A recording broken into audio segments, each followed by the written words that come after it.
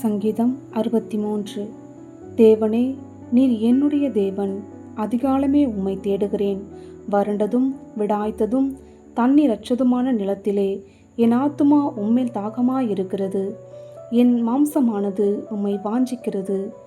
இப்படியே பரிசுத்த ஸ்தலத்தில் உம்மை பார்க்க ஆசையாயிருந்து உமது வல்லமையையும் உமது மகிமையையும் கண்டேன். ஜீவனை பார்க்கிலும் உமது கிருபை நல்லது. என் உதடுகள் உம்மை துதிக்கும். என் ஜீவனுள்ள மட்டும் நான் உம்மை துதித்து உமது நாமத்தை சொல்லி கையெடுப்பேன். நிலத்தையும் கொழுப்பையும் உண்டது போல என் ஆத்துமா திருப்தியாகும்.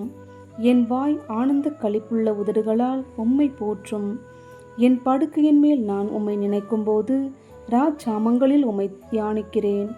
நீர் எனக்கு துணையாயிருந்ததினால் உமது செட்டைகளின் நிழலிலே களி கூறுகிறேன். என் ஆத்துமா உம்மை தொடர்ந்து பற்றி கொண்டிருக்கிறது. உமது வலதுகரம் என்னை தாங்குகிறது. என் பிராணனை அழிக்க தேடுகிறவர்களோ பூமியின் தாழ்விடங்களில் இறங்குவார்கள். அவர்கள் பட்டயத்தால் விழுவார்கள், நரிகளுக்கு இரையாவார்கள். ராஜாவோ தேவனில் களி கூறுவார்.